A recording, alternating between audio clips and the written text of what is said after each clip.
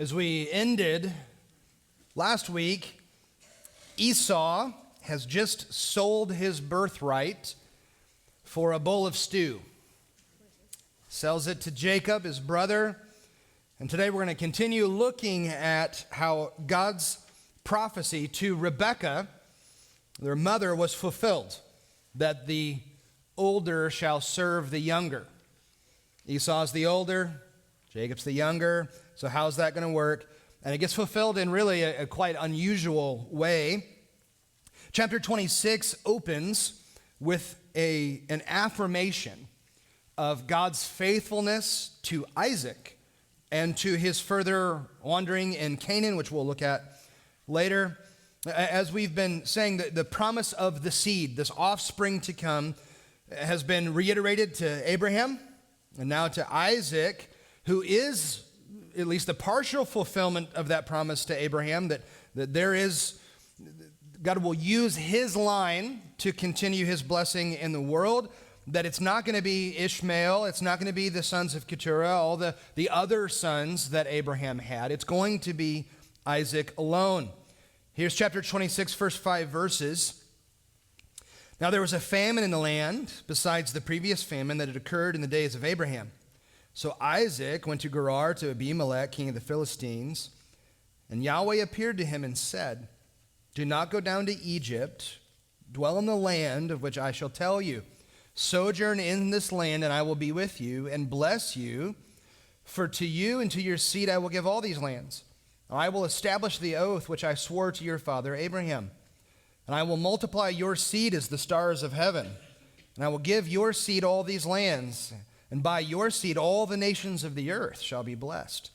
Because Abraham listened to my voice and kept my charge, my commandments, my statutes, and my laws." So you can hear some pretty clear echoes of God's original covenantal promise to Abraham.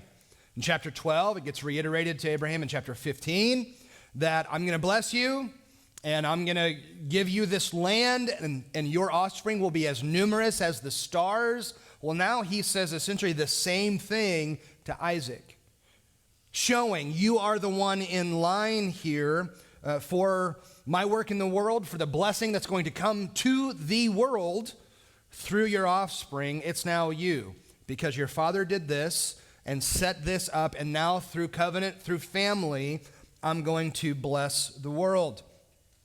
So again, you have this prophecy that goes to Rebekah, that the younger is going to rule over the older one.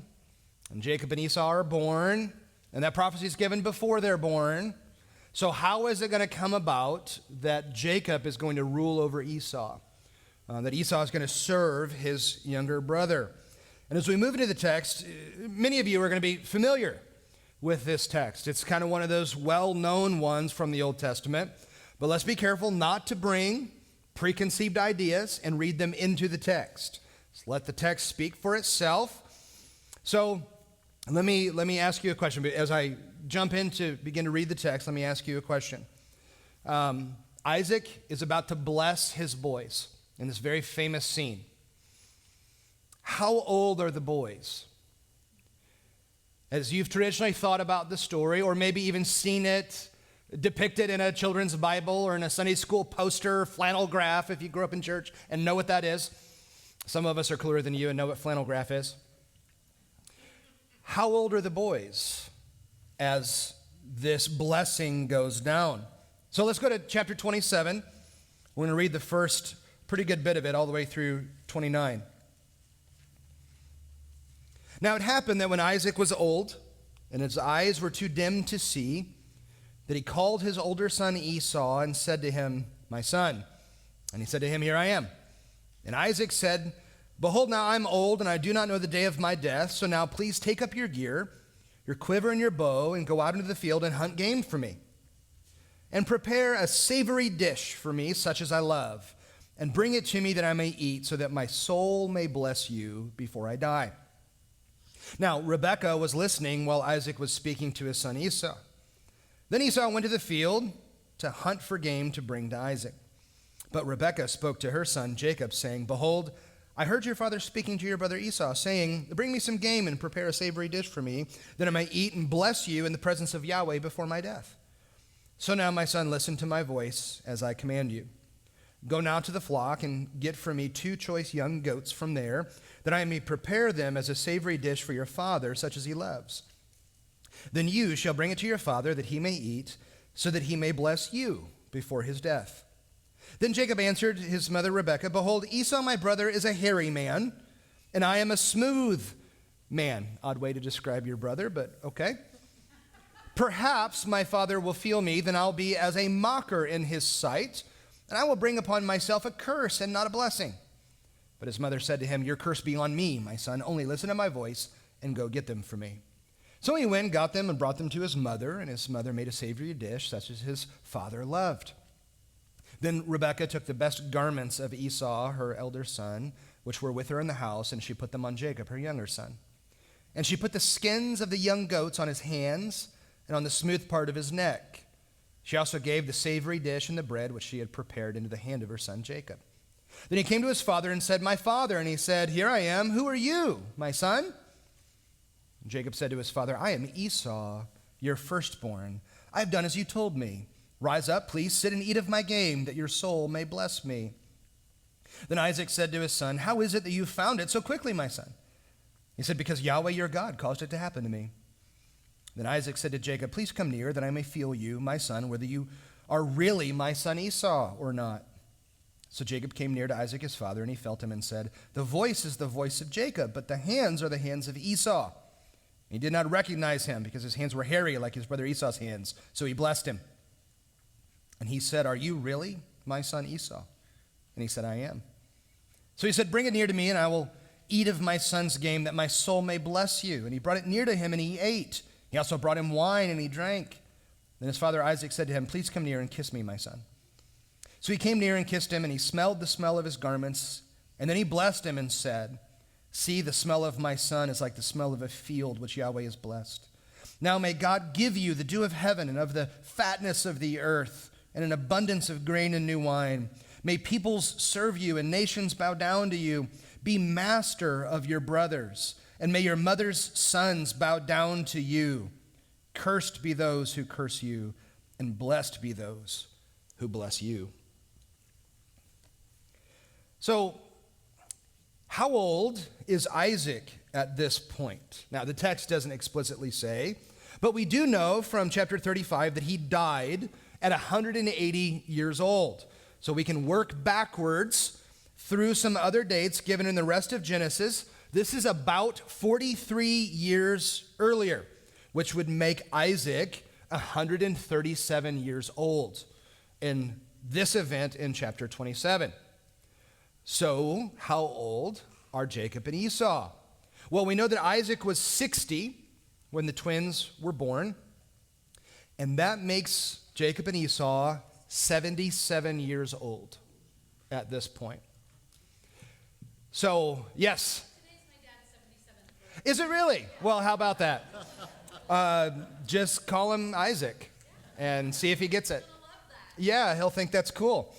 And the good news, so Isaac thinks he's going to die. He's old, he can't see. And he kind of rushes Esau in this.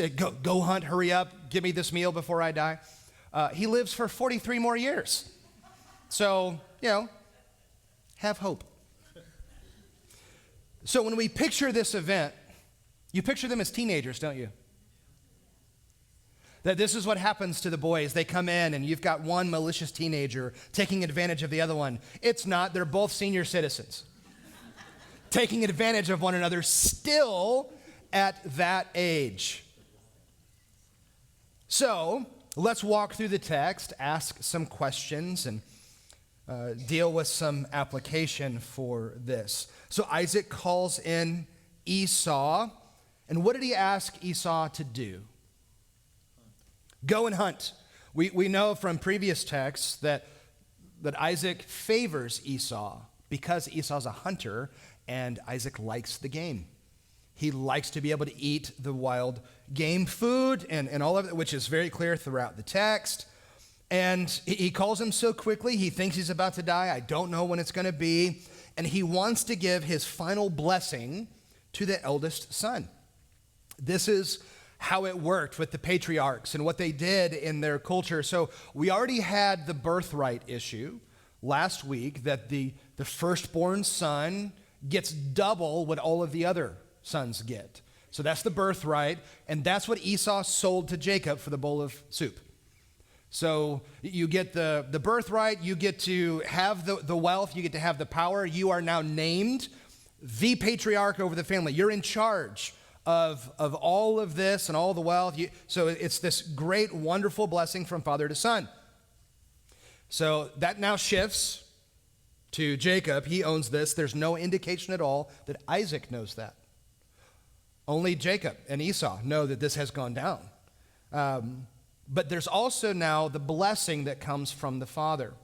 It was this special moment between father and son, where as he would pray this blessing over his sons, it would be part prophecy, that sometimes this prayer is revealing God's will for what's going to happen, that God's going to bless you, and here's the kind of land you're going to live in, and here's what he's going to do with your offspring. Sometimes it was a bit of a curse. We'll get to that towards the end of Genesis, when Jacob will pray over his 12 sons. Some of those prayers are good. Some of them, I imagine the boys are cringing when that's getting prayed over them, that, oh, goodness gracious, this is now what I'm going to have to deal with for the rest of my life. So it's part prophecy, it's part blessing from the father to the son of now what God is going to do with them.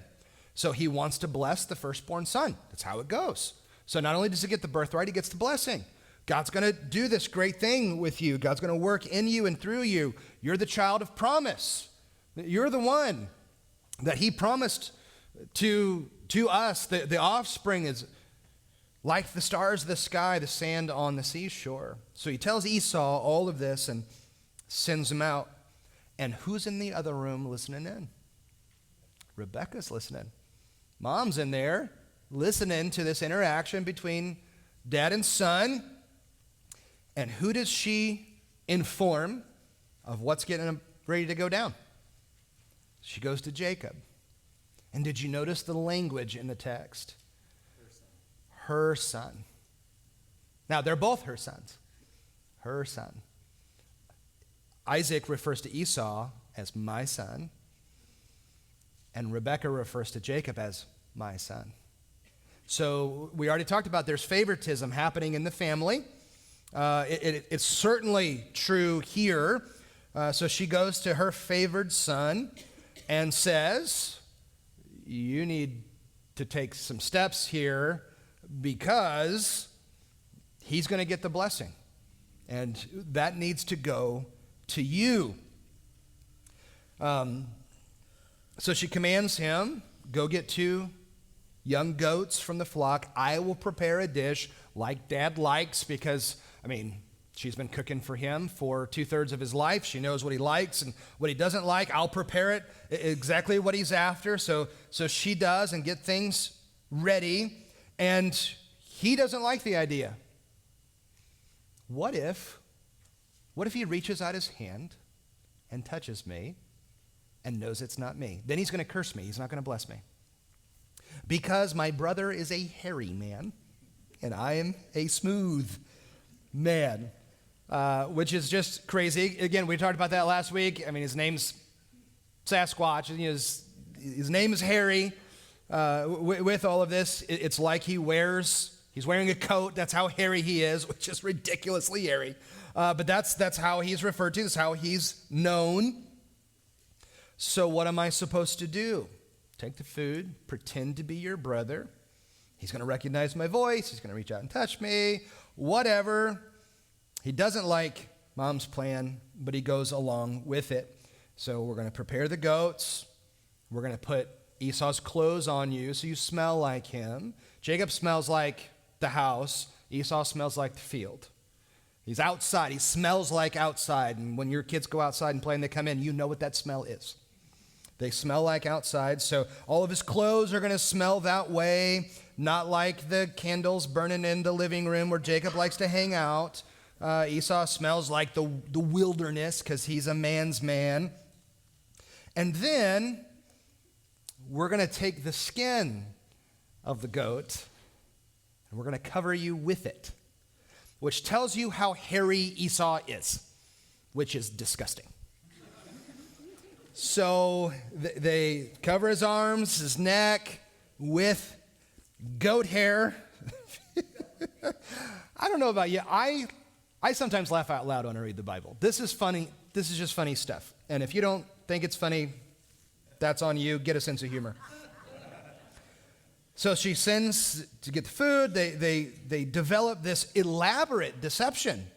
There's a lot of moving pieces to this. And it all comes true, doesn't it? So he comes in, Jacob comes in to Isaac with the food. What does he say to his dad?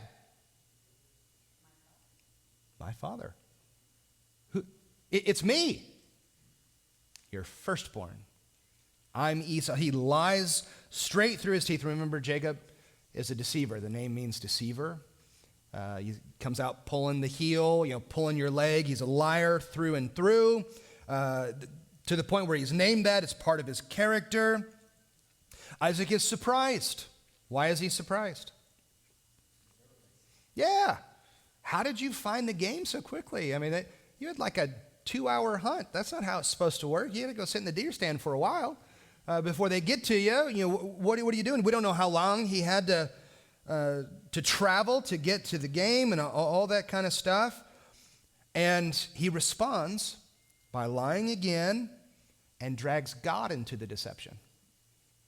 Yahweh, your God, again, pay attention to the language. Your God blessed the hunt. So God did this. Now we're all good. And does Isaac believe it? No, he's quite skeptical, isn't he? Even though he's blind, he can hear. That's not Esau's voice, that's Jacob's voice. So, is it really you? He reaffirms that question a couple of times. Is this really you? He's confused. It's Jacob's voice, but he's got the hair of Esau. So, what do I do with all of that? He asks again, are you really Esau?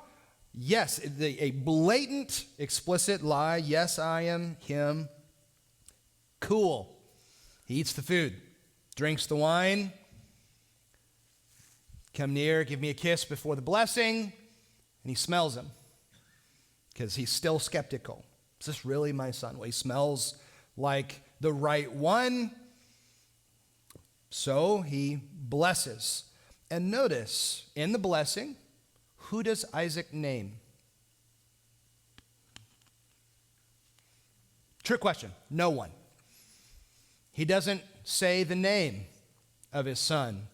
It's a generic sort of blessing that's not particularly for Esau. It's seemingly open for whoever it could be. So, what specific element of the blessing fulfills the promise given to Rebekah? Before the boys are born, now what happens in the blessing? What does he say?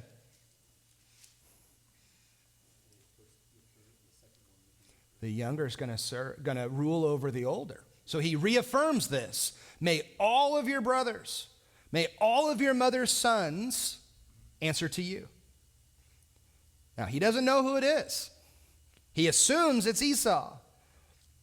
And without any knowledge of what's really happening, he inadvertently fulfills the prophecy that the younger is going to rule over the older. And it's a great blessing. You're going to be blessed by God with the dew of heaven, the fatness of the earth, plenty of grain and wine. There's going to be an abundance, Jacob, in your life because of this blessing. And there's a negative aspect to it. Whoever curses you is going to be cursed. And again, we get that even from Genesis 12 with Abraham. So was Isaac disobedient in giving the blessing to Esau? He thinks it's Esau. So we'll go with what he seems to know. Should he have given this blessing to Esau?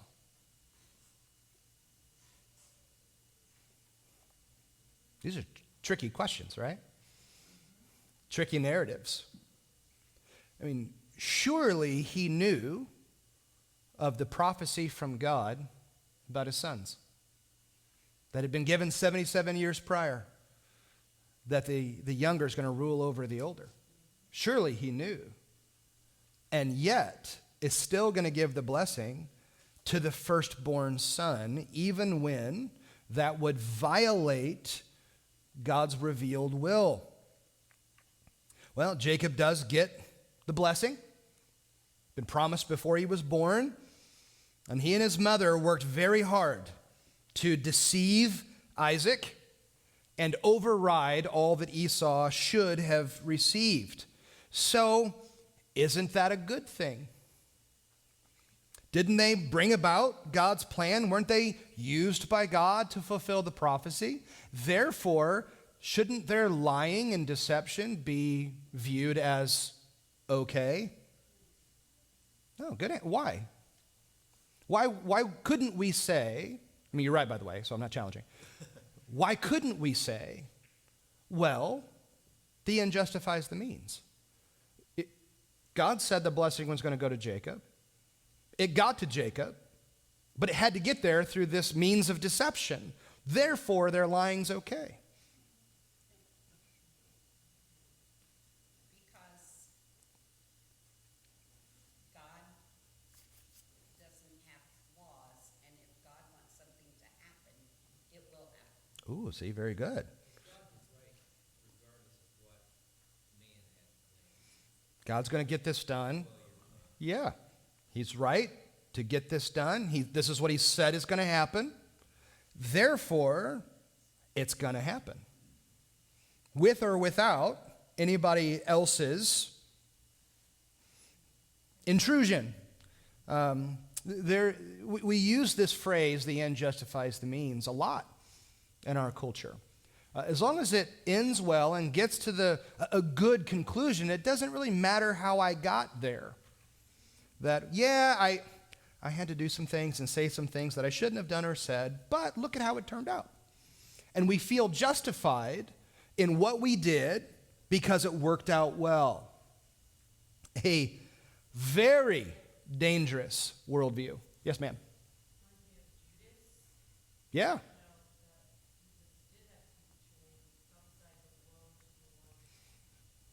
Jesus has to go to the cross. But Judas is explicitly condemned in Scripture for being the one who got him there. Yeah.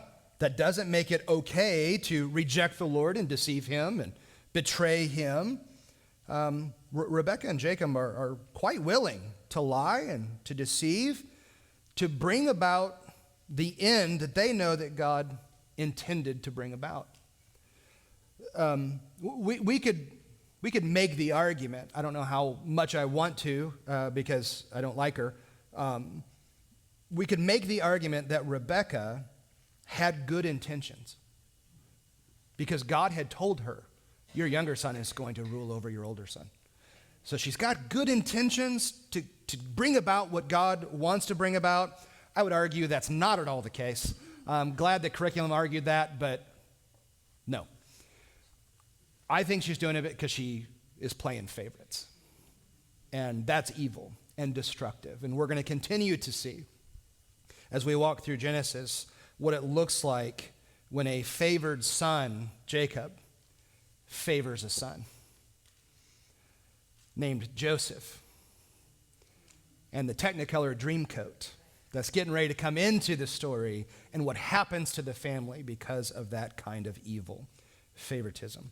So I've got a couple of verses there for you in Romans that I want you to read later that speak to this attitude of, I can go about doing sinful things as long as it works out in good ways. A pragmatic worldview and way to live. And we need to be very careful in those kinds of thoughts, those kinds of reasonings, because here's the thing. Here's what I know about you, because it's true of me. I can justify anything, as long as it's what I want to do. Any attitude, any action. Yes, ma'am. But that's, when you go back to his grandfather, Mm-hmm. that's what his grandfather did. Yeah. So we skip. Family we skipped over some things with what Isaac does. Abraham lies about Sarah. Oh, she's my sister, which is a half-truth. It's the worst kinds of lies, the ones that are mixed with truth. And Isaac does exactly the same thing with his wife. She's my sister. Almost like there's a generational thing happening here. And taking Hagar. Yeah, yep. That's the other thing. So this is why God says things like, I will visit the iniquity to the third and fourth generation. Because sociologists can tell you that if there's a dominant kind of sin in a home, it will linger for 3 or 4 generations before someone breaks the chain. Things like abuse, things like addiction. These things will last for generations because kids grow up in environments with, this is normal. This is okay. This is what we do. And they grow up and they do those same things. Yeah. Now, we were gone last week, so I wanted to I'd say that. But didn't Esau sell his birthright? He did. I mean, we haven't talked about that. Was it Yeah. really his? Well, yeah, He sold it. Esau is not innocent in this thing either. Yeah, we can't make the mistake of going, oh, Jacob, he's the worst. He's a liar. Esau, he's noble. No, he's not. He sold his birthright for a bowl of stew and then doesn't tell anybody about it and comes in for the blessing expecting to get it. So wasn't he, I mean, he did sell it. He did. He did. So was it really his? So if I were Jacob, because if this was me, I would have obviously done the right thing. That's how you read the Bible too. Come on. Like if I would have been there, that wouldn't have happened. Yes, it would have. You would have done exactly the same thing. These idiots, how could they miss it? You would have missed it too. That's just how it works. I would have done the right thing because if I'm Jacob, I go in and go, hey, Dad, guess what just happened? Yes. Here's the bill of sale. Here's my receipt. And that idiot sold it for a bowl of stew. Here you go. Blessings all mine. Obviously, I'm smart. Yeah. I know what I'm doing. I got him. He's the dumb idiot who fell for it. That's what I was about my brother. Because he's the dumb idiot who fell for it. Now all of this is mine. He could have done it that way. And it all would have been above board. Now, he took advantage of his brother for sure. But they wouldn't have had to develop this giant deception. Because God has promised this is how it's going to be. This is how it's going to be. And he doesn't need your sinful actions to bring it about. That's not how God works. He will, because he's gracious and kind. But this doesn't endorse us, well, this is what God said, so I'll do whatever it takes to bring this about. No, we don't have that right. God has said this will be, therefore it will be. Well, the timing of the events really becomes interesting. So let's go to verse 30. We'll read through the end of the chapter. Now it happened that as soon as Isaac had finished blessing Jacob, and Jacob had hardly gone out from the presence of Isaac his father, that Esau his brother came in from his hunting. Then he also made a savory dish and brought it to his father, and he said to his father, let my father arise and eat of his son's game, that your soul may bless me. And Isaac his father said to him, who are you? He said, I'm your son, your firstborn, Esau. And then Isaac trembled exceedingly violently and said, who was he then that hunted game and brought it to me, so that I ate of all of it before you came, and blessed him? Indeed, he shall be blessed. As Esau heard the words of his father, he cried out with an exceedingly great and bitter cry and said to his father, bless me also, O my father.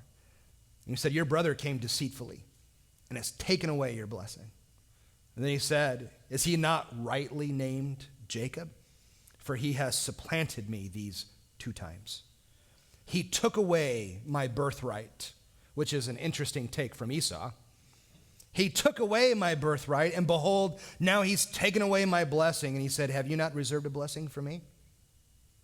But Isaac answered and said to Esau, behold, I have made him your master, and all his fellow brothers I have given to him as servants. And with grain and new wine I have sustained him. Now as for you then, what can I do, my son? And Esau said to his father, do you have only one blessing, my father? Bless me, even me also, my father. So Esau lifted his voice and wept. Then Isaac his father answered and said to him, behold, away from the fatness of the earth shall be your habitation, and away from the dew of heaven from above. By your sword you shall live, and your brother you shall serve. But it shall be when you become restless that you will break his yoke from your neck. So Esau bore a grudge against Jacob because of the blessing with which his father had blessed him. And Esau said in his heart, the days of mourning for my father are near, then I will kill my brother Jacob.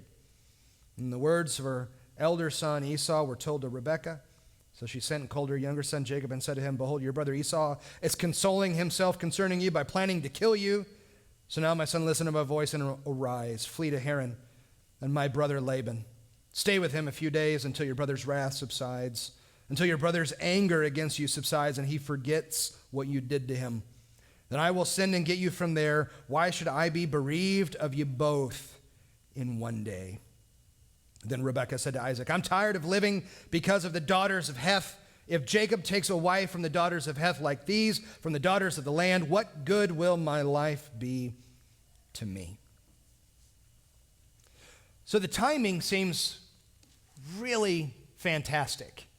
If we were dramatizing this in a play, as soon as Jacob goes out stage left, Esau enters stage right. And they just miss each other. Here's your dinner. Well, I'm not hungry. I just ate. I ate all of it, he said. And I already blessed. So what happened? And they all figure it out. And Esau is none too happy. And your heart goes out to him in this moment. Because you feel bad. You only have one blessing, for crying out loud. That he can't undo it. He's spoken a blessing in God's name. You don't just reel that back in. And then he gives this blessing. And it's not great, is it?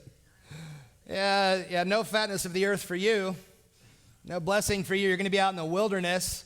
You're going to live by the sword. There's going to be constant turmoil and fighting, which has happened. That continues for generations to come, centuries even to come. And how does Esau console himself?